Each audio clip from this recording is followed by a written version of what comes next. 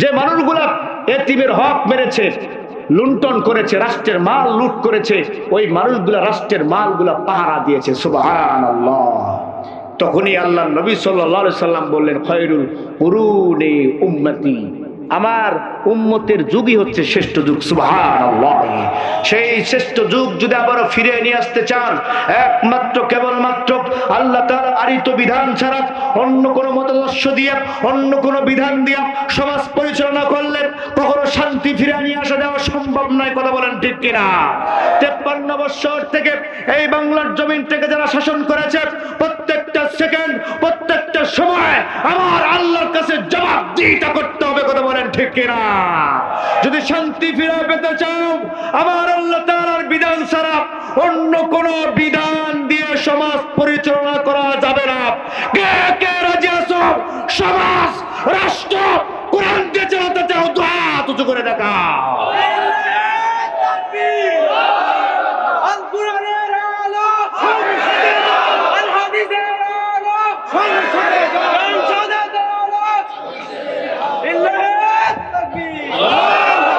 আলহামদুলিল্লাহ। এই বাংলাদেশে এমন একজন ব্যক্তি প্রবেশ করেছে, তারেক রহমান। উনি আসার সাথে উনি বক্তব্যের মাঝে কয়েকটা কথা বলেছেন, প্রত্যেকটা কথায় আমার আল্লাহকে নিয়ে। কথা বুঝাইতে পারছি? বিমান থেকে নামার সঙ্গে সঙ্গে এই বাংলাদেশের মাটি হাতে নিয়ে উনি ধরে দেখলেন 17টি বৎসর পর্যন্ত বাংলার মাটি আমি হাতে ধরতে পারিনি। তাই না? তাই না? এমন নেতা, যে নেতার চরিত্র এমন, কিন্তু কর্মীদের চরিত্র কিন্তু এমন না। কথা বুঝাইতে পারছি? ঠিক কিনা?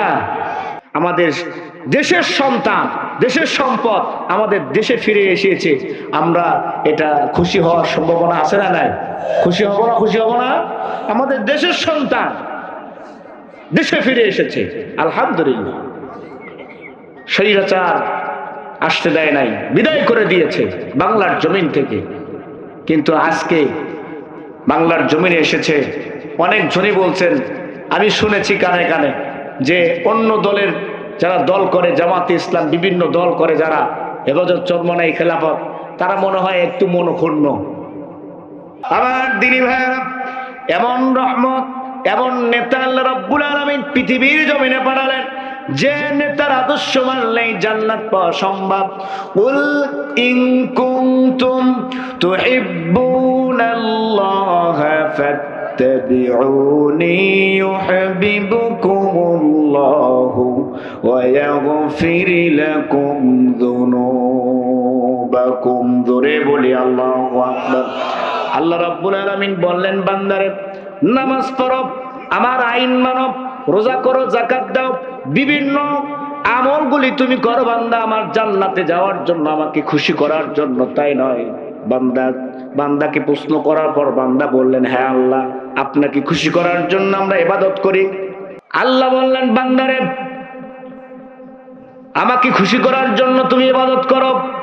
এ বান্দা, আমাকে খুশি করতে পারবা তখনই, আমার রাসূলের আদর্শ মানবা যখনই। কথা বুঝাইতে পারছি? যখনই আমার রাসূলের আদর্শ মানতে পারবা রে, এ দুনিয়ার মানুষ তাকে জীবনে, কর্মে, শিক্ষানীতি, অর্থনীতি, ব্যবসা বাণিজ্যে সব ক্ষেত্রে আমার নবীকে মানতে পারবা না, নেতা হিসেবে মানতে পারবা না, ততক্ষণ পর্যন্ত আমার আল্লাহকেও পাওয়া সম্ভব না। এই জন্য গতকালকে একজন আমাদের এই বাংলাদেশে এমন একজন ব্যক্তি প্রবেশ করেছে, তারেক রহমান। উনি আসার সাথে উনি বক্তব্যের মাঝে কয়েকটা কথা বলেছেন, প্রত্যেকটা কথায় আমার আল্লাহকে নিয়ে। কথা বুঝাইতে পারছি? বিমান থেকে নামার সঙ্গে সঙ্গে এই বাংলাদেশের মাটি হাতে নিয়ে উনি ধরে দেখলেন 17টি বৎসর পর্যন্ত বাংলার মাটি আমি হাতে ধরতে পারিনি। বিমান থেকে আসলেন, এসে প্রশংসা করলেন কার? আল্লাহ। তারপরে উনি জনগণের সঙ্গে সাক্ষাৎ করলেন, জনগণের সঙ্গে সাক্ষাৎ করার পর তারপরে ওনার মার কাছে সাক্ষাৎ করবে, তাই না? তাই না? এমন নেতা, যে নেতার চরিত্র এমন কিন্তু কর্মীদের চরিত্র কিন্তু এমন না। কথা বুঝতে পারছি, ঠিক কিনা? কিন্তু ওনার যে বক্তব্য কয়েকটা দিয়েছে আমি শুনেছি, কয়েকবার আমার আল্লাহ তাআলার কথা বলেছেন এবং বলেছেন আল্লাহ উনি ক্ষমতা দিতেও পারেন, ক্ষমতা নিতেও পারেন, উনি হচ্ছেন উত্তম পরিকল্পনাকারী। কিন্তু ওনার যে বক্তব্য কিন্তু তাদের কর্মীদের মাঝে এটা তো আমরা পাই না। কর্মীদের মাঝে কিছু কিছু কর্মী দেখা যায় তারা বলে যে আমরা শরিয়া আইনি বিশ্বাসী করি না। হ্যাঁ, বলে কি বলে না? এই জন্য ওনাকে আসার সঙ্গে সঙ্গে আমরা সেলুট জানিয়েছি, ওনাকে আমরা স্বাগতম জানিয়েছি। আমাদের দেশের সন্তান, দেশের সম্পদ আমাদের দেশে ফিরে এসেছে, আমরা এটা খুশি হওয়ার সম্ভাবনা আছে না? নাই? খুশি হব না? খুশি হব না? আমাদের দেশের সন্তান দেশে ফিরে এসেছে, আলহামদুলিল্লাহ। স্বৈরাচার আসতে দেয় নাই, বিদায় করে দিয়েছে বাংলার জমিন থেকে। কিন্তু আজকে বাংলার জমিনে এসেছে। অনেক জনই বলছেন, আমি শুনেছি কানে কানে, যে অন্য দলের যারা দল করে, জামাতে ইসলাম বিভিন্ন দল করে, যারা হেফাজত চরমনাই খেলাফত, তারা মনে হয় একটু মনক্ষুণ্ণ। কিন্তু আসলে কি এটা? হ্যাঁ, যারা ইসলাম ইসলাম নিয়ে চলে, কোরআন নিয়ে চলে, আল্লাহর আদর্শ নিয়ে চলে, নবীর আদর্শ নিয়ে চলে, তারা কখনো মন খারাপ করতে পারে না। আমরা খুশি হয়েছি উনি বাংলার জমিনে এসেছেন, কিন্তু ওনার চরিত্র যেমন, কর্মীদের চরিত্র ওইরকমই হওয়া, ওইরকমই হওয়া।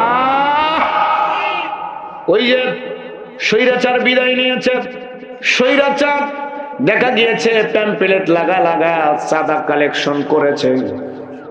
জুলাই 5 জুলাইয়ের পর প্যাম্পলেট শুধুমাত্র পাল্টায়া আবার তারা প্যাম্পলেট লাগায়া দিয়েছে। আগে যেমন চাঁদা দিতা তেমনই চাঁদা দিতে হইবে, শুধু সাইনবোর্ড পাল্টায় ফেলাইছি। আছে না নাই?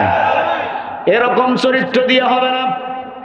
যদি বাংলার জমিনে যদি নেতৃত্ব দেওয়ার, লিডারগিরি করার যোগ্যতা যদি অর্জন করতে চাও রে দুনিয়ার মানুষেরা, আমার রাসূলের আদর্শ গ্রহণ করো।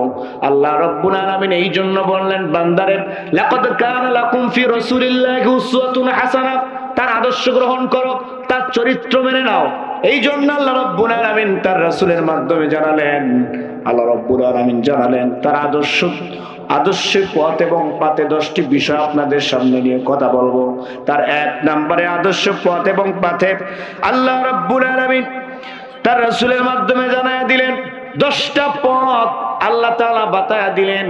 কোন ব্যক্তি যদি এই 10টা পথ মানতে পারে, আমার রাসূলের উত্তম যে চরিত্র উসওয়াতুন হাসানা, ওইটা মানবে।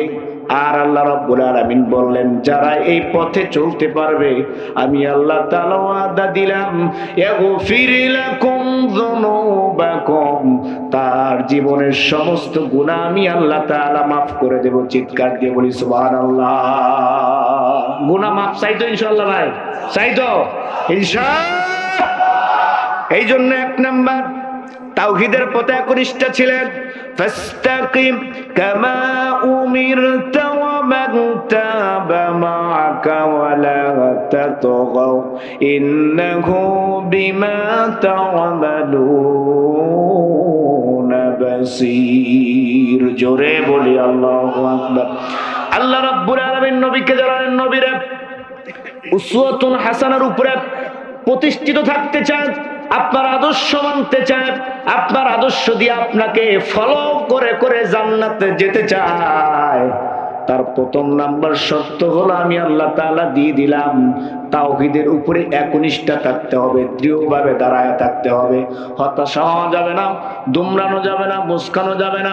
বিপদ আসবে, মুসিবত আসবে, এমন দুঃখ নেমে আসবে, চারদিকে অন্ধকার দেখবে বান্দা, কিন্তু আমার আল্লাহ রব্বুল আলামিন বললেন যখন ঈমান মেনে নেবে মুমিন বান্দাদের কোয়ালিটিটা আমার আল্লাহ রব্বুল আলামিন বলে দিলেন, ইন্নামাল মুমিনুনা আল্লাযীনা ইযা যুকিরাল্লাহু ওয়াজিলাত কুলুবুহুম ওয়া ইযা তুলিয়াত আলাইহিম আয়াতুহু زادتهم إيمانا وعلى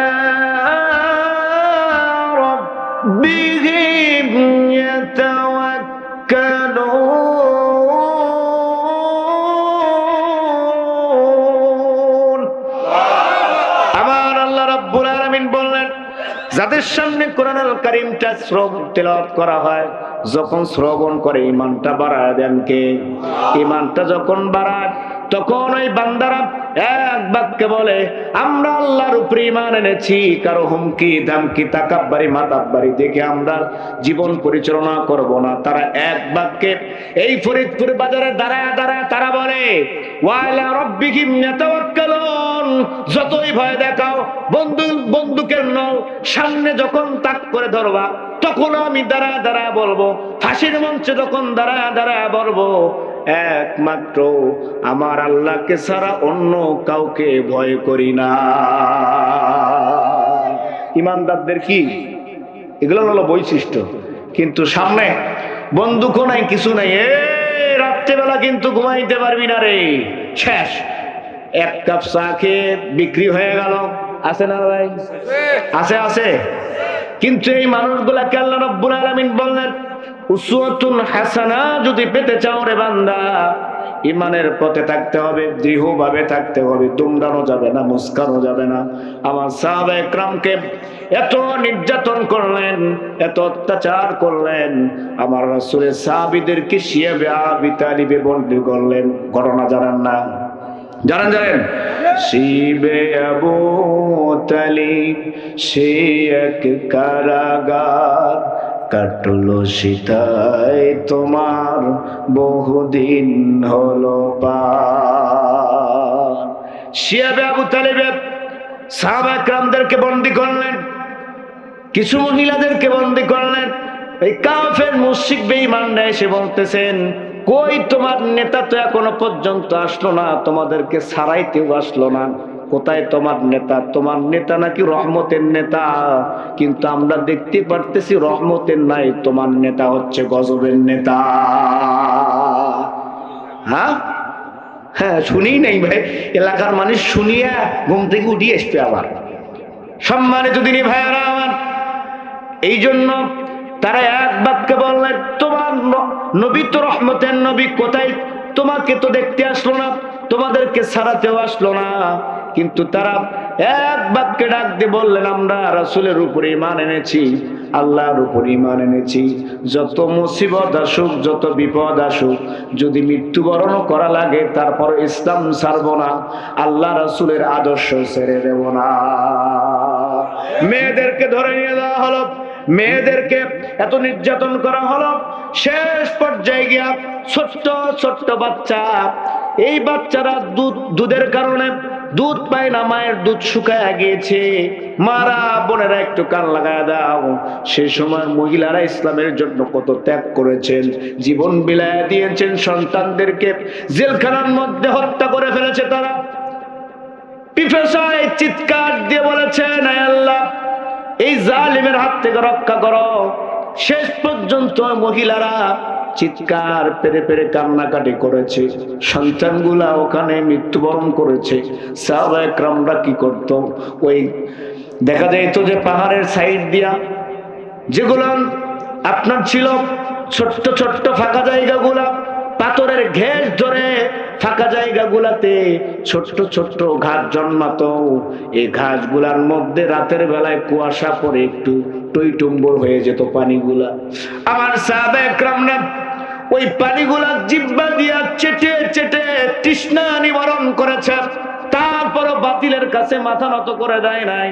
তারা বলেছে যত মুসিবত আসুক, বিপদ আসুক, আলা লাহুল খালকু আলাম, সৃষ্টি যার, আইন চলবে তার। আমার দিনী ভাইরা আমার, খাব্বাব রাদিয়াল্লাহু তাআলা আনহু ডাক দিয়ে বললেন, ইয়া রাসূলুল্লাহ, ইয়া হাবিবাল্লাহ, আর কত কষ্ট সহ্য করব ইয়া রাসূলুল্লাহ, আপনার উম্মতদেরকে ধরে ধরে নিয়ে যাচ্ছে। সুমাইয়া রাদিয়াল্লাহু তাআলা আনহুকে বর্মদে শহীদ করে দেওয়া হয়েছে। বিলাল রাদিয়াল্লাহু তাআলা আনহুকে ধরে নিয়ে গিয়া পাথর চাপা দেওয়া হয়েছে। ইয়া রাসূলুল্লাহ, আন খাব্বাব ইবনে আরাদ রাদিয়াল্লাহু তাআলা আনহু শাকাউনা ইলা রাসূলিল্লাহ সাল্লাল্লাহু আলাইহি ওয়াসাল্লাম ওয়া মুতাওয়াসসিদু বুরদাতাল্লাহু ফি দিল্লিল কাওয়া আলা তাস্তানসিরু লানা আলা তাদউ লানা ইয়া রাসূলুল্লাহ, ইয়া রাসূলুল্লাহ, আর কত কষ্ট সহ্য করব আমার রাসূল। একটু বসে পড়লেন। খাব্বাব রাদিয়াল্লাহু তাআলা আনহুকে ডাক দিয়ে বললেন, খাব্বাব রে, ইউখাদুর রাজুল, এমন একটা সময় ছিল ওই মানুষগুলোকে ধরে নিয়ে আসা হতো, তাদেরকে বুক পর্যন্ত মাটির মধ্যে পুঁতে দেওয়া হতো, মাথার উপরে করাত রাখা হতো, করাত দিয়ে খণ্ড বিখণ্ড করে দেওয়া হতো, তারপরে লোহার চিরুনিগুলা দিয়া তাদের গোস্তগুলি ছিঁড়ায় ছিঁড়ায় নেওয়া হতো। তারপর তারা কি করলেন, এক সেকেন্ডের জন্য ঈমান থেকে বিচ্ছিন্ন হয় নাই। এ খাব্বাব, এমন একটা সময় আসবে সানা থেকে হাজরে মাউত পর্যন্ত একমাত্র আমার আল্লাহ তাআলাকে ছাড়া অন্য কাউকে পরোয়া করে ভয় করে রাস্তাঘাটে চলাফেরা করবে না। জোরে বলি সুবহানাল্লাহ। মেয়েরা তাদের সুন্দরী মশাল নিয়ে রাস্তা দিয়ে হেঁটে যাবে, টাকাওয়ালারা টাকা নিয়ে রাস্তা দিয়ে যাবে, কোনো চুরির ভয় থাকবে না, ডাকাতির ভয় থাকবে না। মেয়েরা রাস্তা দিয়ে যাবে, জেনার ভয় থাকবে না, দর্শনের ভয় থাকবে না। এমন একটা সময় আসবে যে সময়ে মানুষরা উন্মুক্ত সোনালী যুগ পাবে। তখনই আল্লাহর নবী সাল্লাল্লাহু আলাইহি ওয়াসাল্লাম বললেন, এই কোরআন দিয়া আমার সাহাবায়ে কিরামদেরকে আমি ডেকেছি। যখন যে মানুষগুলা ছিল মেয়েদের ইজ্জত হনন করেছে, ওই মানুষগুলা ওই মহিদের ইজ্জতের পাহারাদার হয়ে গিয়েছে। যে মানুষগুলা এতিমের হক মেরেছে, লুণ্ঠন করেছে, রাষ্ট্রের মাল লুট করেছে, ওই মানুষগুলা রাষ্ট্রের মালগুলা পাহারা দিয়েছে। সুবহানাল্লাহ।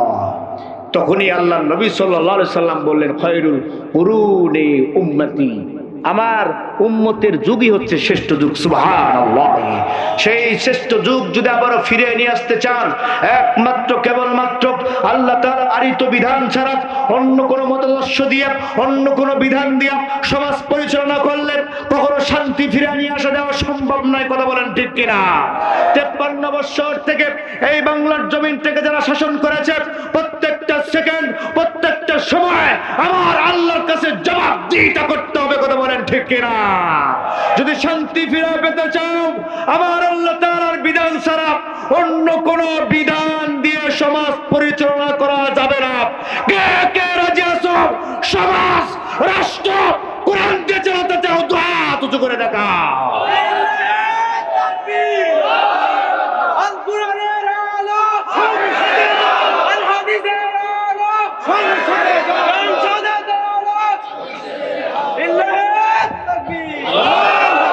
আলহামদুলিল্লাহ।